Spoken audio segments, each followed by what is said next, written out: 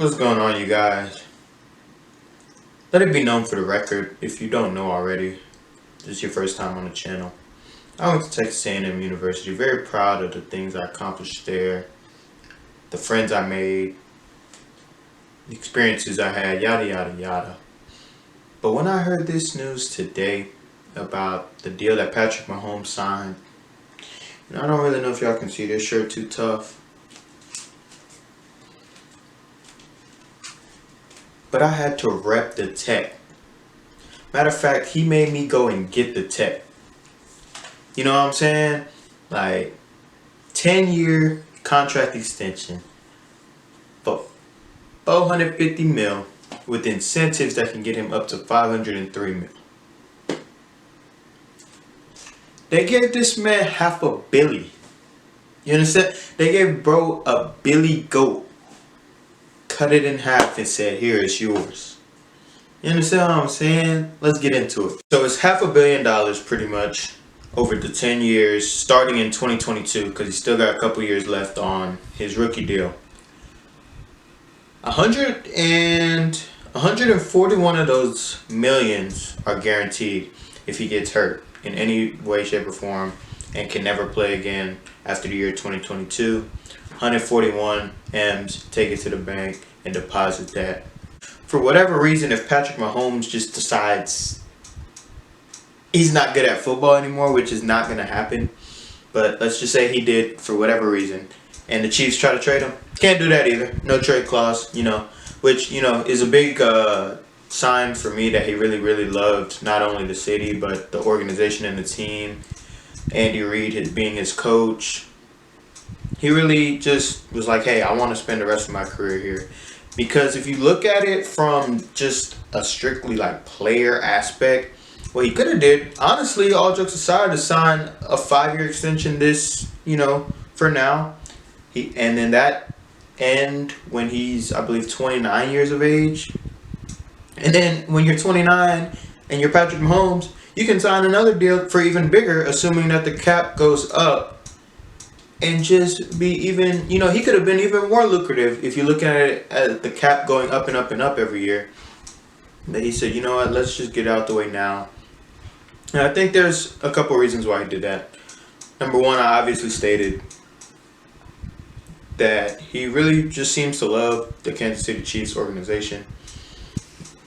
He seems to love Andy Reid being his head coach. And the weapons that Brett Veach has put around him, which, how could you not love Tyreek Hill, Travis Kelce, Sammy Watkins, and last year them assembling a defense that was good enough to hold the fort down when he was struggling in the Super Bowl to where he could do that Mahomes magic and bring them back and ultimately lead them to their first bowl in 50 years. All right. But another thing I think you can think of here, and maybe it's not being talked about a lot, maybe it is, I don't know, is, the whole pandemic going on right now. Who knows how that affects the cap numbers in the years to come. Obviously, look at basketball, right? You're surely expecting the cap number, the salary cap number to go down due to this year with the pandemic shutting down right around the playoff time. But, for football, it could be the same thing. You're losing all that attendance gate. And it's way more of an impact in basketball because that's 100K fans rather than, your 18 or 19K in basketball. And, for all we know, it could be 1 or 2 seasons before we play. Hopefully not. Hopefully everything goes off without a hitch this season. But, just looking at it from, if you're trying to be Patrick Mahomes and you're negotiating, hey, I want to get as much money with the least amount of risk possible, you sign this long deal, bang. So I think that might have played a factor into it. Maybe it didn't at all. Who knows? But that's just kind of my take on things. All right, so now I said that Pat Mahomes is the best quarterback to ever grace the sport of football, and I really mean that. I really, really mean that. If you have a fantasy draft of all the players in the league ever, Patrick Mahomes is going number 1. I firmly believe that, and that's not to be, over heaping praise on the bro or nothing like that. I just really, truly believe he's that good of a talent. He plays the most important position, and there's no holes in his game. He can run for a first down. He can throw for a first down. He can throw with his eyes open. He can throw with his eyes closed. You know what I'm saying? He's proven that he can bounce back from injuries quickly. You look at this past season, he had a really scary knee injury there. And, within 3-4 weeks, he missed, I think, 4 games this season. He was cool. And, he looked better than ever. Got the Chiefs to the 2 seed. And did what he did this year, right? Over the 2 years that he's been a starter, 2018 season and then the 2019 season, all he's done is thrown 76 touchdowns in the regular season, most out of anybody in that 2-year span, by far. Pardon me, by far. The playoffs last year, the Super Bowl year that they won, he throws 10 touchdowns in the postseason, most ever. He didn't do it in the maximum amount of games either, because you can technically play 4 games in the playoffs, wild card, divisional, championship game, Super Bowl. They had a first round bye, and he still put up the most in history with 3 games. You understand what I'm saying? Came back from 24-0 against Houston and leads the team on a 51-7 run. That's like some Warriors basketball type. You know what I'm saying? I firmly believe that, barring any catastrophic injury, this guy's gonna go down as the greatest to ever play. Right? He's not the greatest right now, and I don't want you guys to get it confused with me, because greatest includes accomplishments and accolades and achievements, and he's only been in the league for 3 years and started for 2. So I can't call him the greatest, but what I can call him is the best. It's kind of the whole LeBron versus MJ thing, right? LeBron, to me, is the best player to have ever touched a basketball. But MJ is the greatest because he's got the 6 for 6. He hasn't lost in the finals, never let a finals get to a game 7. Killer, right? Bron, though, if you ask me who's the better player, I have to say Bron. He can do more with less. He's done more with less. Has more points. He's got more assists. He's going to have more rebounds. All the above, right? And I think the same thing can be true with Patrick Mahomes, right? Tom Brady's got the 6 rings. Can't take anything away from that greatness, but his greatness, right? But if you ask me as a talent, prime of prime Tom Brady versus 3rd-year Mahomes or 2nd-year Mahomes, whichever one you felt was better, it's not, you don't really have to think long about who the better player is. All right? If you want to say 2011 Aaron Rodgers, that guy was a monster. Patrick Mahomes, in his first season as a starter, laughing at those numbers. Okay? So that's what I want you guys to understand when I say best versus greatest. And I think this contract, for the Chiefs, there's really no risk in it. Even if he gets a catastrophic injury in the next 3 seasons, you're probably going to win 1 to 2 Super Bowls in those 3 seasons. That's how good the team is that you constructed around him. That's how good he is, to where, he's already good enough, in my opinion, to elevate lesser than talent. But now that you give him the talent that you've given him, Tyreek Hill, Kelsey, Watkins, as I mentioned before, you just drafted Clyde Edwards-Helaire in the draft. You got Damian Williams coming back. You got a solid defense. It's not great, but it's not terrible like it used to be, right?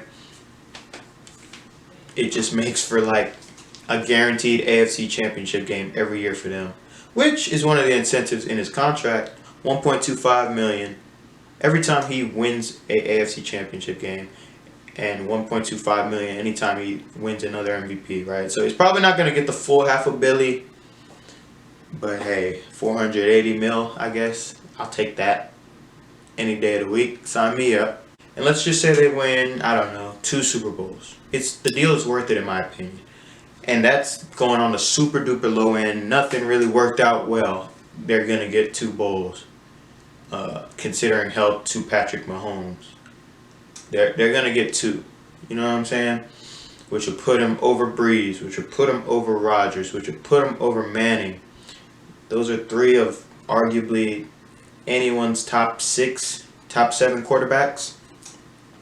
He leapfrogs all 3 of them in terms of just accolade alone, right there, in terms of hardware. So Rings Twitter, is on his side. You got Stat Twitter. I firmly believe that like I said, this is all assuming health, of course.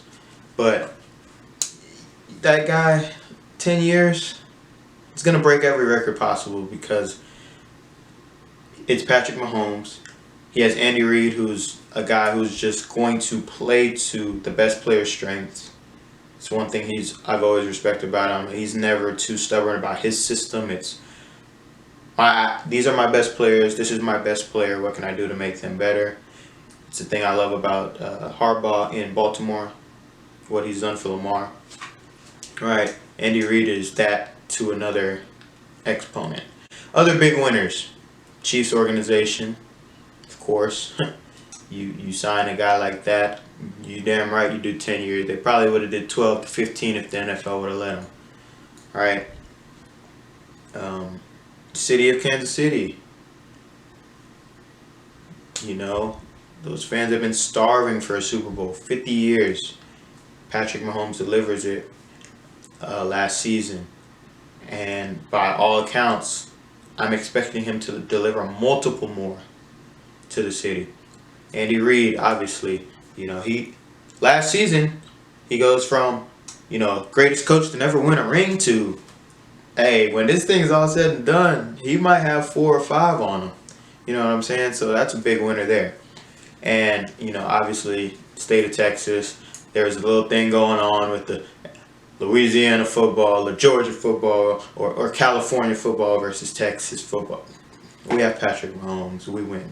What the hell? We have Patrick Mahomes. We have Drew Brees. We got Jamal. I can go down the list, right? We win. Okay? You understand what I'm saying? We win. Okay? Biggest losers here. The AFC, of course. You got 12 more years of that guy. Because he's still got 2 years left on his deal, plus the 10. You understand? So you're getting 12 more years of Patrick Mahomes. No trade clause, so there's no doubt about it. You're getting 12 more years of Patrick Mahomes. And he's going to be one of those guys like LeBron, where he's going to just ruin other people's primes. And other people are just going to come up at second best, where if they were just born 5 years later or 5 years earlier, they might have been the best in the league. And I think of guys like Lamar Jackson. I think of guys like Deshaun Watson. I think of guys like Carson Wentz. I think of those type of guys who's like, man, these guys have the talent to be the best in the league, but they're just born in Patrick Mahomes' era, quote unquote. Same thing with LeBron, KD, Giannis, Kawhi. All could be the best player at their time, but they were just born when LeBron was playing. It's tough, right? The Bears. The Bears are the biggest loser, right? 2017 draft, Patrick Mahomes goes number 10 out of Texas Tech University. The Chicago Bears move up in the draft all the way up to pick number 2. And not only do they pass up on Patrick Mahomes, which, in their defense, no one knew he was going to be this. Nobody really could have guessed that except for Patrick Mahomes and his parents. But you passed up on Deshaun Watson, who was more the surefire bet, just won a natty at Clemson. Past him, and you go for Mitch Trubisky, who not only is not going to get an extension this year, because I really don't think he's going to have a bounce back season, but his job might get taken this year by Super Bowl Foles. So Chicago, you guys look like you don't know what you're doing. And you probably don't. Look at your franchises. Bulls suck. Bears suck. Blackhawks, they're on the downslope. You obviously had some success early in the last decade. And Cubs have historically sucked. Got the one ring in 16, but have historically sucked. And the White Sox, good God, they suck. So, birds of a feather flock together. You understand what I'm saying? It's sad though. All in all though, I just wanted to make this video, get back on the channel. Patrick Mahomes, as if you didn't know by now, like favorite player in the league to watch. Reminds me a lot of Steph Curry, man. He's just so inspirational. A lot of y'all will get that. But all jokes aside, he's really revolutionized the game and the things that he can do. How Steph Curry is the three ball. Patrick Mahomes is the different arm angles and the running out of the pocket and making these throws that you shouldn't be able to make. He's gonna get guys paid a number that they would have probably never thought of, a la Dak, a la Deshaun. So, you know, and then the Chiefs and the Warriors have so many similarities in the fact that they can just go on these flurries. Like Warriors back in their dynasty days were just down 6. They'd all kind of look at each other and be like, "All right, y'all ready to play? Cool. 20-0 run, game over. Sit down for the fourth." And the Chiefs can really do that too. You see it in the playoffs. Down 24-0, go on a 51-7 run. Pardon me. AFC Championship game, they're down 10 points to the Titans. End up winning by 11. Super Bowl, go down by 10 in the fourth with 8 minutes left. Win by 11.